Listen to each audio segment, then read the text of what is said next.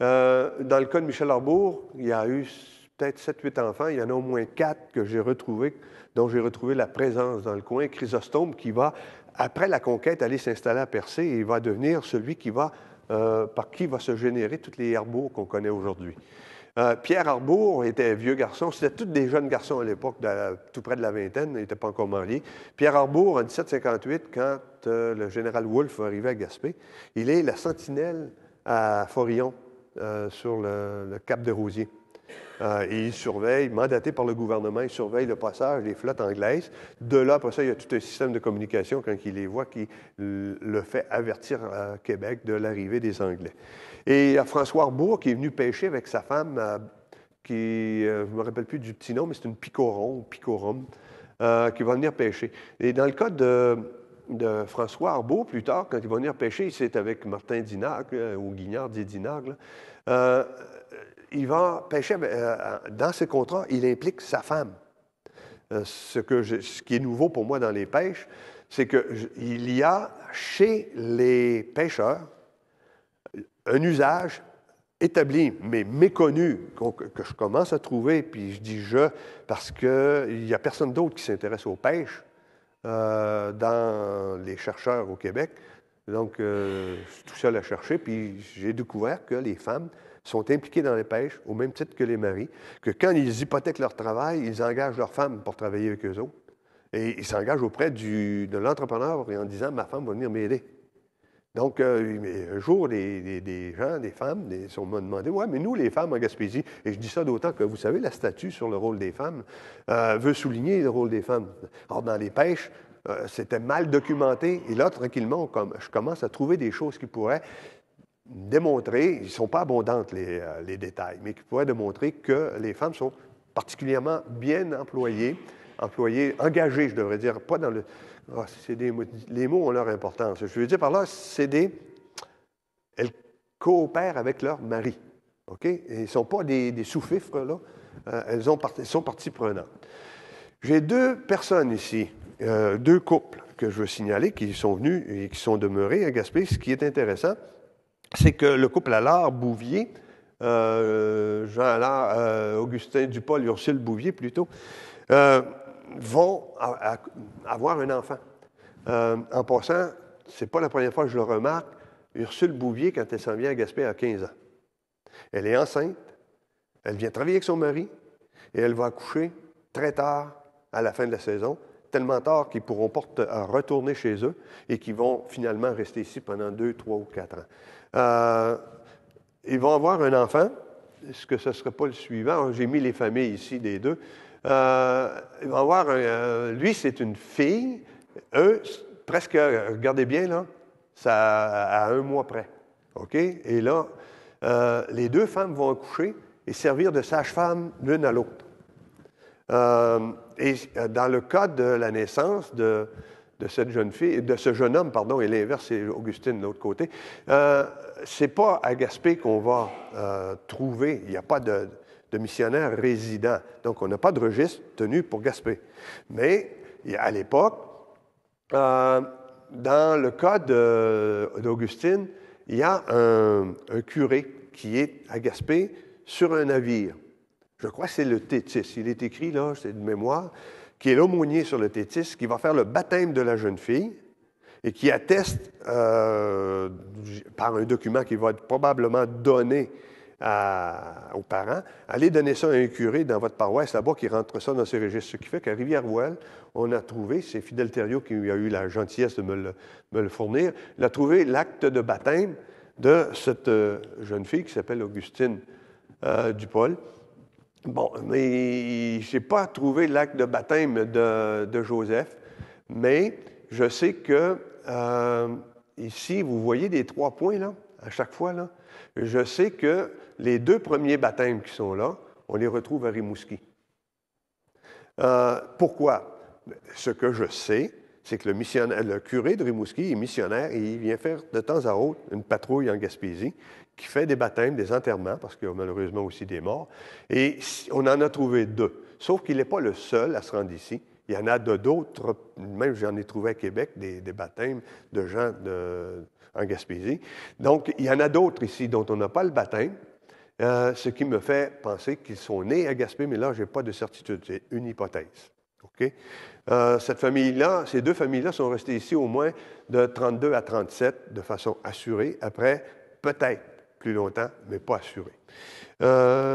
J'avais mis Jean Allard, donc vous voyez, j'ai identifié à date certaines familles, ce qui présente un intérêt et me permet de dire qu'on a à Gaspé, à partir des années 1730, un début de colonisation.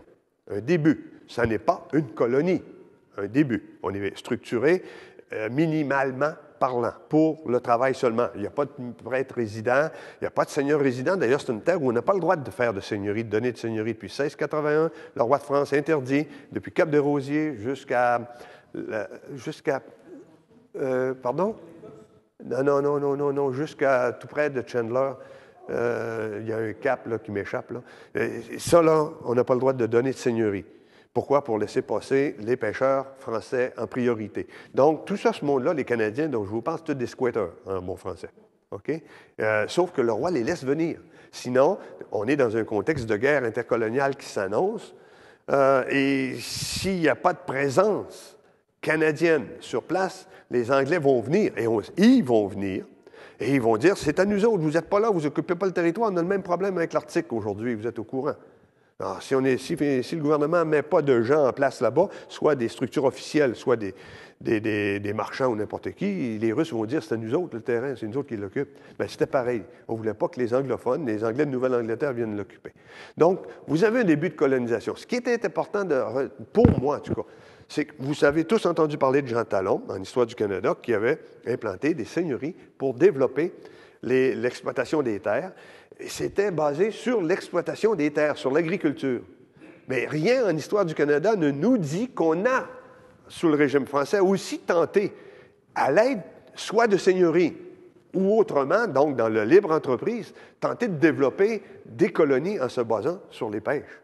Ça, c'est en est une de celles-là qui s'est faite, c'est de l'entreprise privée. Vous avez à Mont-Louis, je vous ai parlé de...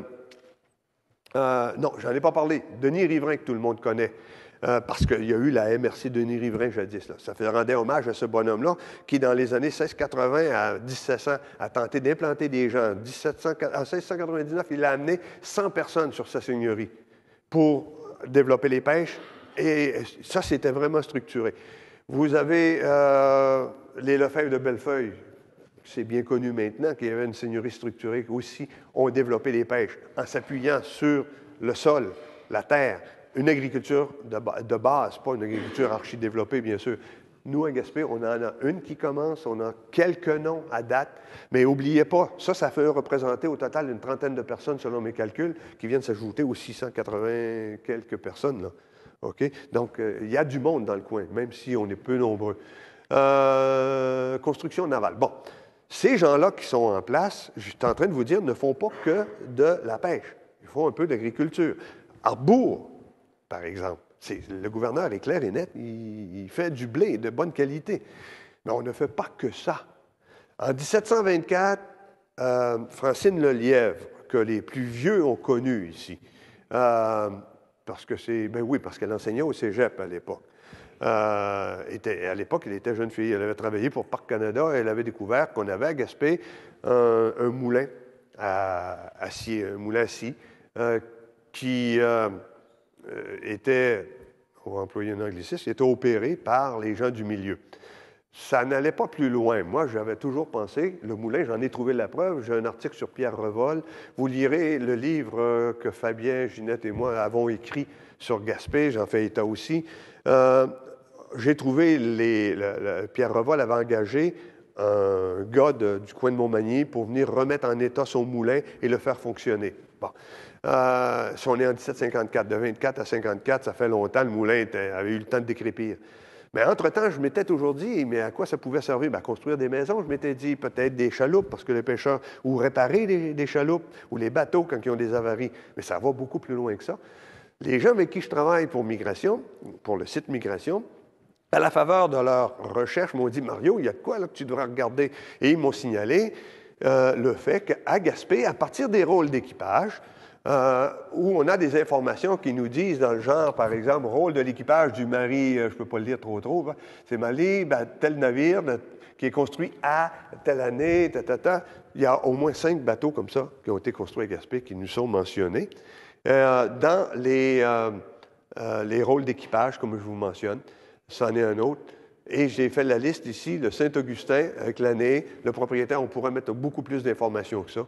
L'Aventurier en 36, la Vierge de Grâce en 39. Vous voyez, c'est régulier.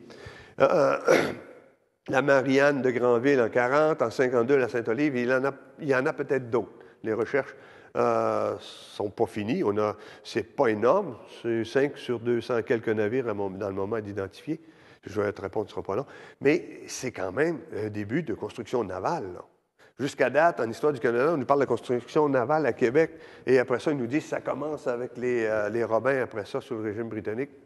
Je m'excuse, mais comme les Robins n'ont rien inventé, et ça, je l'ai déjà démontré dans un article que j'ai publié à l'Université d'Ottawa, ils ont pris ce qu'il y avait sur place, c'est-à-dire les modes de gestion, ils les ont appliqués en les modifiant à leur avantage. Bien, c'est aussi, au niveau de la construction navale, ils n'ont rien inventé. Les pêcheurs construisaient leurs chaloupes, mais là, c'est pas regardez, des 70 tonneaux, c'est pas des transatlantiques à tout péter, mais c'est des transatlantiques, ça traverse régulièrement l'Atlantique. On les retrouve année après année dans les ports de Granville et de Saint-Malo, ces bateaux-là, là.